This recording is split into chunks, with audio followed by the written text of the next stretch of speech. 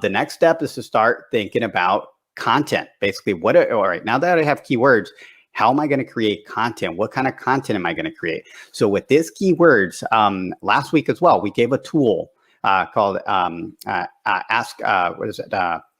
Ask the public. Here, let me help you out this time. Yeah. Good. Answer the public. Answer the public. Sorry about that. Answerthepublic.com. Awesome resource.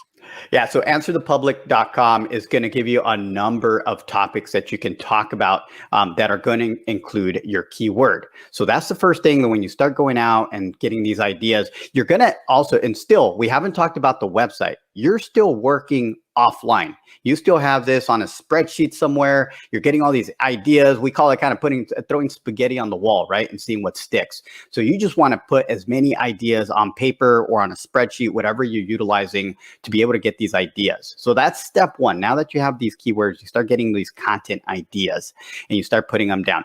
A lot of companies, or actually most companies, will get to this point and start adding this content to the website, which is fine. That's okay. That's actually, if you do it, you're going to find some success. I'm not going to lie to you. You will find some success. But if you're looking for the ultimate success, is to set them up in an organized fashion so it's easy for your visitors to find the content and additional related content that can support kind of the topic.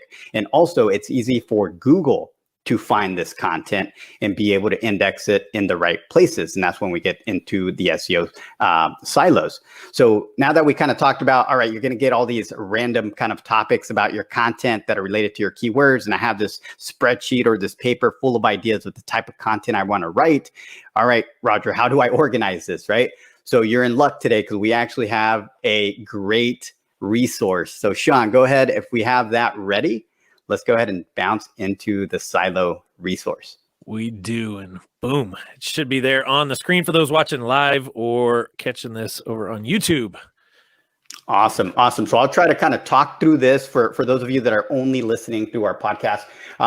It's okay. I'll go ahead and walk you through this. And if you want to have access to this, we'll give you some resources on where to go to and access this particular document that we're talking about a little later. Okay. So the first thing I want to talk about is this particular silo structure, the structure that you're looking at. What the heck is it? Why is it set up this way? So we'll start from the top. We'll take it nice and slow and see how this is set up. So let's utilize, since we do have a number of real estate type kind of professionals in our group, I'm just going to use that example. It's easy. And keep in mind, if you are a product-based company or a different type of service, all you have to do is take out the real estate example that I'll use and plug in your service or product. Okay. So we're going to start at the top. So the silo title up there that we're talking about, you can do two things. Up there, you can start with either a location type keyword or a service type keyword. Okay. So there's different ways to do it. So we're going to use, in this case, we're going to use a location. Let's just pretend there's a real estate agent that's trying to target San Diego, California, right? So they are based out of San Diego, California, and they do business in San Diego, but they also do business in Carlsbad and maybe in Pacific Beach, for example. Those are just the two locations. So one of those silos that they're going to be creating is going to be around San Diego. So the first thing that they do something like, are you trying to buy a house in San Diego, right? Trying to buy a house in San Diego would be a very strong word for a real estate agent, right? So they use that as their main silo. And that represents a page there at the top, by the way. So once they do that, that's their main keyword. And each one of these pages should have a main keyword, a secondary keyword that basically supports that main keyword, and then a handful, maybe like 5, no more than 5, what we call accessory keywords, all related. Maybe they have the same San Diego keyword in it, right? The San Diego location keyword, but it has something to do with trying to buy a house in that location. And then our next step is to create that one section right there. The top piece of the silo would represent one page. And standard, I mean, something like 800 to 1,000 words would be appropriate to have on those pages. Words do count, guys. If you go out and you write maybe 2-3 sentences about selling your house in San Diego, you're not going to win. You're just not going to win. So you have to put enough value. You can't explain your thought or the idea in just 2 to 3 sentences. You have to go in detail. That's what Google looks at as value when they scan your pages. So that's number one, having that location page set up, talking about if you're needing to buy a house in San Diego. Now we're going to drop down to section 2 there, where you see category 1, 2, and 3. So if you can kind of like go ahead. Real quick, before you move into that, Roger, let me clarify here. I want to make sure I did this right. And for those that aren't able to maybe chime in with some questions here. So the title of my silo page in your example would be, "Are you trying to buy a house in San Diego?" Is that what you're saying? Correct. Okay. So you're looking at it like a book, right? That's the title of the book or the title of the chapter of the book. This would be one chapter in a book. This would be the title. Now, what about the search volume? Do I need to worry about filling this out? What's this for? Okay, if you're brand new, this kind of lesson that we're going through is mostly for people that are trying to do it on their own. You would have gotten that search volume from last week's podcast, right? When we talked about one of the tools, what's my SERP.com was the tool that we shared, where you can actually find search volume. How many people per month are searching for that particular keyword that you're trying to make your primary? So you could put it in there if you have that search. But yeah, that's basically what that's for. So just to recap and kind of get clear, I would have gone to what'smyserp.com, put in this keyword, buy a house in San Diego, whatever that search volume is, plug it in here. So I've got kind of an easy reference point, correct? Exactly. That way you then have some kind of data to go off of each month, as far as like, all right, I know there is 100 people searching for this particular keyword. And then you kind of add that up to see how many of those 100 people can I get to come to my page as I start optimizing, and you have something to measure. Got it. And then for those that are out there listening, that gives you, remember what I said at the start of this, we're going to create some content. We're going to go and create a page that lives on our website that's about 800 to 1,000 words all around this topic of, are you trying to buy a house in San Diego? And that gives us what we call our pillar page, our main page, right? Correct. Awesome. Go ahead and move on. I wanted to make sure all right, clear on no, that's excellent before we dive deep into the categories. Perfect. So now that that's been clarified, now you have that location page set up. You could stop there, right? And many people do. Once again, I'm just taking you through the steps on how you're going to outwork your competition. Because what we're doing here is helping you not only get in that race. We keep talking about, getting in the race, just getting in that realm of showing Google that you have value. Your website has value. So as we move down, keep in mind, you can stop at any time, but your competition probably won't. And we're showing you how to not stop and how to outwork the competition. So if you want to outwork them, go to the next step, which is the categories, right? So right now we've done the silo page. It's the location in this situation. Now we're going to say, what are the categories? Why are they there? So currently we have 3. It can be one category. It can be 10. It depends on your business, right? In this case, we have 3. We'll just use the 3 examples. Actually, we'll just use 2, Sean, just so we can do it quick here. So what the category would be is essentially, since it's a location, now it has to be more of the avatar, right? The actual avatar of that topic. So if we go back to our primary keyword in the first piece of the silo, and you're trying to sell you're trying to buy a house in San Diego, then you look at who are the avatars that are trying to buy a house. So the first one that comes to mind is first-time buyers, right? So now you would have to go and do some keyword research and see what type of keywords are out there that first-time buyers are putting in. So you can literally put first-time buyers in San Diego. So if I was a first-time buyer, I'd be typing in all kinds of variations of that. That's what you as the company is trying to find. What is the keyword that has the most volume that a first-time buyer is typing in? So we haven't done the research, so we're just kind of making this up as we go. But in there, that's the keyword that would be your primary keyword. And through your keyword research, if you listened last week, you'll end up with 100, 50 to 100 keywords on your list. So you have many to choose from. So now it's up to you to pick the primary keyword, the secondary, and maybe 5 accessory keywords. And now you have a starting point of what to create your content around. Okay. So those category keywords are essentially your avatar. So in this case, we have the first time buyer. Once again, we go back to our structure of the page. You have your keywords. You have about 800 to 1,000 words on that category page, and then you move on to your next category, right? Your next category can be something like Sean. I'll let you kind of give me. Do you have give me an example of? Yeah, I mean, since we're going San Diego here, a lot of people that like to move to San Diego while they're moving there, they're trying to buy. So, job transfer type buyer, something like that, be an example. Gotcha. So someone that's transferring, right? And these are good because they're for you guys. You have to get niche. You have to really think outside the box and get in there. And believe it or not, these people that are in those situations, like relocation, someone that's getting relocation and needs to buy a house quickly because they have a family and they're moving to San Diego and they need to move fast. So you have to find those keywords that particular avatar is typing in, and you create that page. So we already kind of talked about what's next. You'd create 800 to 1,000 words on that page. Now, we're going to just use those two, Shanka, so we can kind of move on to the actual what happens. Now, once again, we could stop there. And if we did, what we would want to do is then, if you look at the arrows, they're all pointing back to the top of the silo, right? So let's go back to the first time buyer page. Let's say you created that first time buyer page, that category page. It's about the avatar, that's first time buyer. Then you would find a way to interlink, basically create a hyperlink somewhere within the content. Somewhere within the content, the words, right, of the content on the page, on the first time buyer page, and hyperlink it back to the main top silo, which is the general. Are you trying to buy a house in San Diego? So what you're doing, you're pushing basically your user or the conversation up to the top. We call it pushing it up to the top of the silo.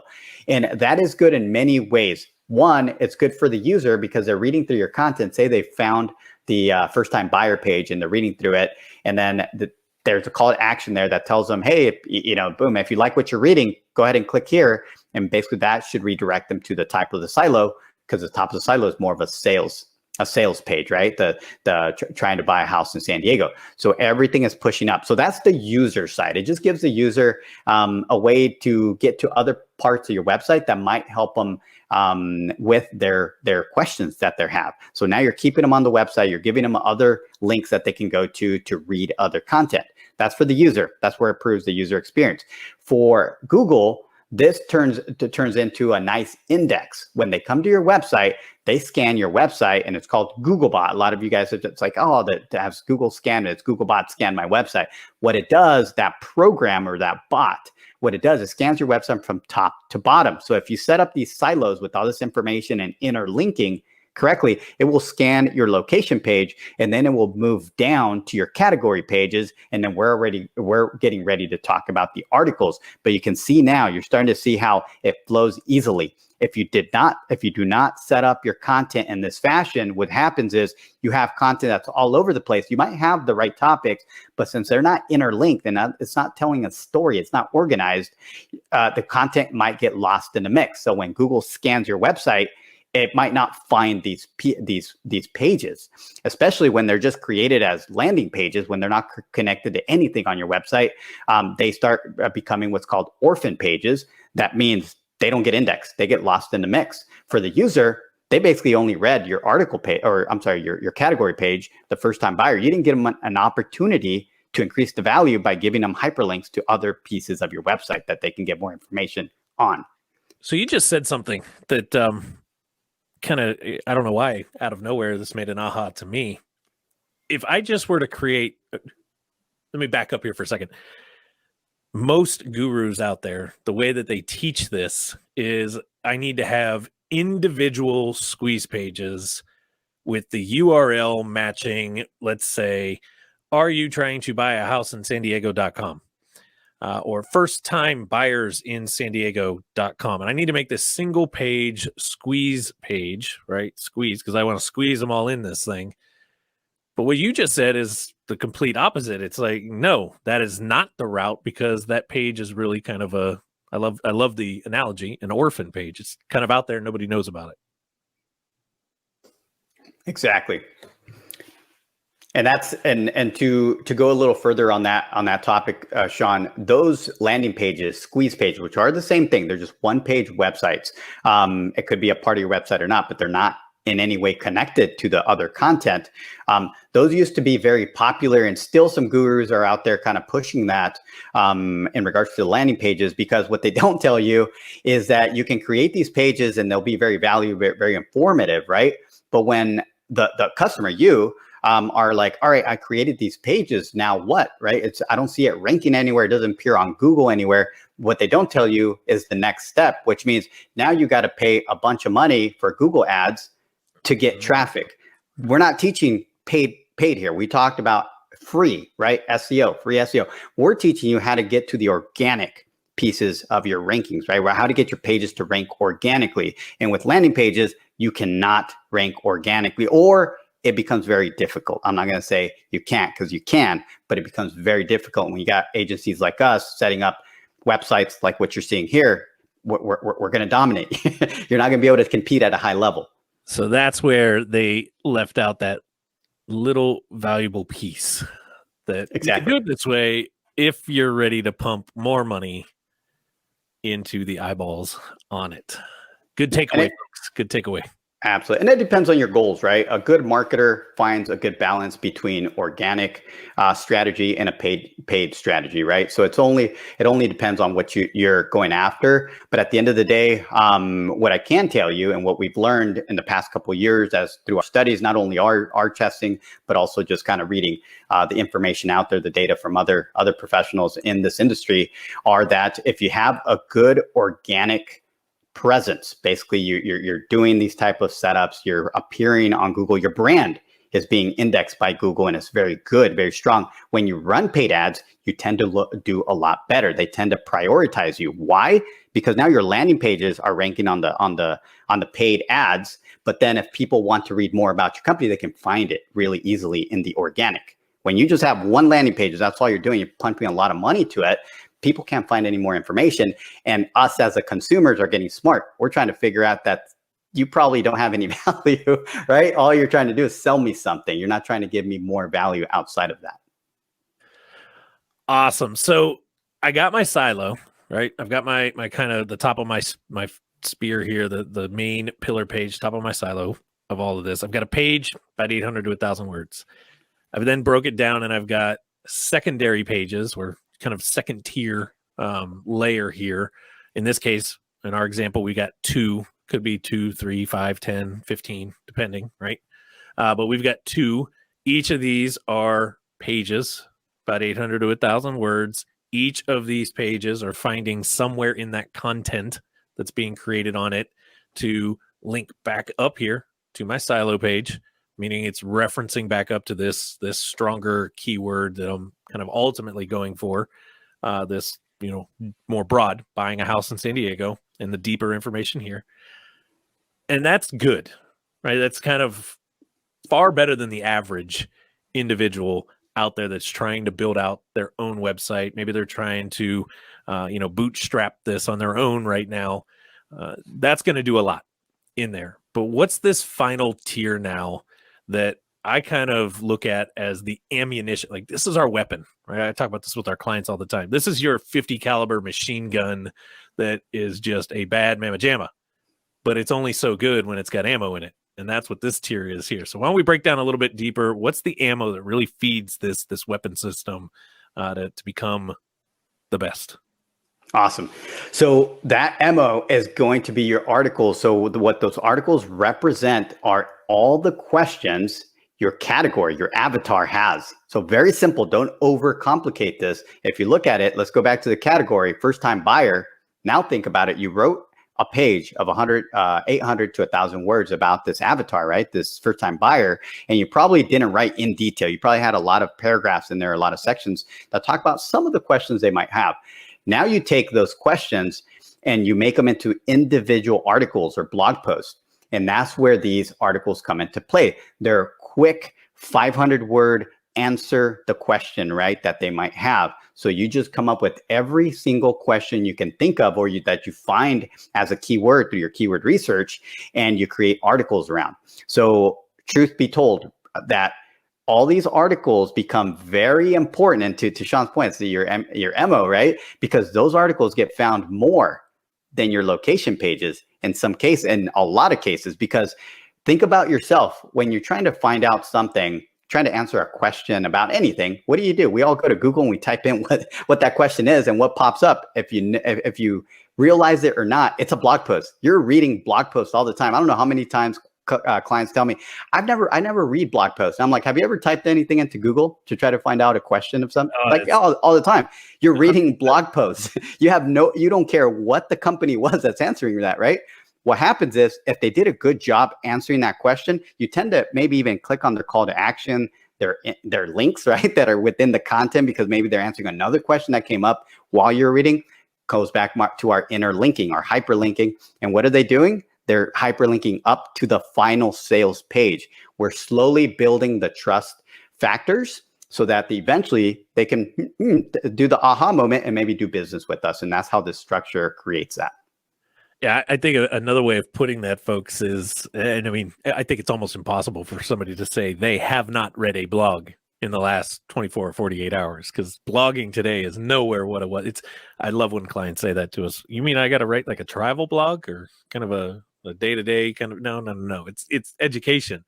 But to your point, when they're clicking on and going deeper and deeper into our process, the other thing that they're doing, and this is something to think about as you build out these pages in comparison here's kind of your expertise area to shine, right? This is where your knowledge gets to come out and really answer what it is that they want to know. But we live in a world where so many people are, quote unquote, the expert. The internet's becoming so easily tapped into by so many people that the first question after you read something that's like, wow, that was really good. Hold on, how credible is that? Who is this person that actually answered it? How credible is the business? What business is this? You know, that kind of second piece. I know Deanna does this to me all the time. I find something and she's like, what's the source? Who said that?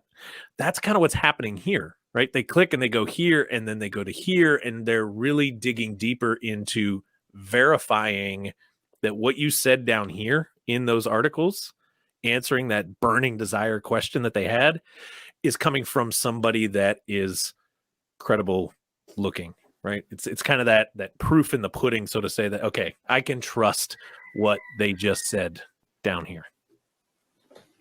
Great point, Sean. And we already have plans to get into this particular exact topic in future episodes, but priming your social media accounts, right? How you can build your brand and kind of show you as a person that you are a knowledgeable person in that space. So in this case, I mean, your website needs to be that. You need to have a website that's ready with a lot of value. So when people start searching even deeper because they liked a particular article that they read and found on Google, and they start researching your company a little further, that website better be structured very easily to manage, to basically kind of look through, and it better have more value. That way you can close that particular lead, hopefully, so they can do business with you.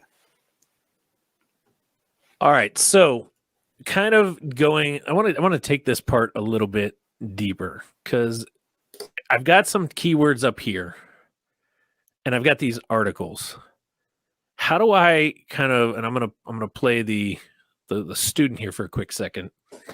I'm looking at this category of my second tier, right? And this is my kind of second tier, category number 1 of my first time buyer in the San Diego market. How do I kind of figure out what are some good articles to write about? And more importantly, how do I decide how to kind of break down some of those keyword pieces? Sure. So a quick way to really do it is kind of going back to last week's conversation with the keyword. There's a number of things that we did kind of look at through that process. So if you go through the first, because there was 3 different ways to kind of find keywords that we showed, and probably the easiest way, if we didn't want to mess with any tools or anything, the auto suggest, right? Google auto suggest, where you type in a word, then you look at the search results. Well, I showed something last week where people also asked section on those search results. Literally, it gives you a list of what people also ask. And then right there, if you're already looking at the particular keyword and it's giving you some questions that people also ask, you go to those sections and you look and you read those blog posts, because that's basically, it's literally giving you the answer. And what I mentioned last week and what we talked a little bit about was you take that piece of content and you put your own thoughts, your own experience to really hone it in to your brand. So if you missed it, episode number 2 of the Web Buzz podcast was all around the keyword research element. Go back and check that out. Episode number 2. We got deep into a couple quick, fast, down and dirty kind of ways. And another one that I'm going to add in there on how you can kind of come up with ideas for the articles. Really pay attention to that section where we dove into the resource answerthepublic.com. That resource right there was basically giving you some of the more common questions that are being asked around the keyword that you put in, and they become phenomenal blog topics. Now, real quick, Roger, what would you suggest? I'm about to sit down. I'm going to write a couple blogs around this to kind of fill out my silo, and then I'm going to go move on now to the next one. How many should I have? And how long should those articles be? Like, what's kind of the target I should shoot for? Absolutely. So just rule of thumb. It can be more, it can be less, but I'm going to give you a rule of thumb here. You should have at least one main silo page at the top, at least one category. In that category, right? We said that was the avatar. That category should have at least three articles that are pointing back to it, right? That are answering at least 3 questions. So that would be a starting point. Now, from there, you want to build. But if you want to kind of, what can I do in the next month? What should be my goal? I would set a goal to create that silo structure and at least 3 articles that are supporting that topic. Awesome. Oh, awesome. And then the word count. Sorry. At least 500 words would be rule of thumb in regards to the word count. And I mean, 500 words is nothing really to get through. We just had this conversation with our marketing team about doing recaps of these episodes. And I looked at one of our interns and said, I think you could probably handle, in about a 15-minute span, sit down and write 350 words recapping the episode. And they all laughed. They're all recent college graduates, and they all laughed at what I was saying. And I was like, it's probably the same way you got through most of your college papers. You just kind of slung a bunch of stuff at the paper, and before you know it, you had 200 words. I mean, I don't think I can even get done introing myself with under 200 words. So 400, 500, 600 words should be pretty easy as a baseline. Obviously, the more the better. The more content, the better it's going to kind of please the algorithm. Obviously, you got to also take into consideration, don't over say what you're trying to say. You could, find that happy medium. Don't do it just for the word count. Drive home the point, answer the question, or really put a lot of value into what you're putting out there, but don't overdo it, and also don't underdo it, because you're not going to see the results that you wanted, and you're going to, waste a lot of time by overdoing it in there. So anything you want to add to that? Yeah, just a little bit, because a lot of people, this is a space where when people are doing it themselves, they struggle because they're not, they always say, it's like, I'm not a writer, it's hard for me. So what I would suggest and kind of give you some tips would be to basically use your experience. And what I mean by that, case studies, right? Think about if you're a real estate agent, one of your experiences, one of your clients. Use as you're writing this example of this question, think of one of the experiences that you had and write about that. Literally use that. Tell them, and this is what I went through in one of my transactions. And you're going to end up with 500, 1,000 words very, very easily just by talking about a case study.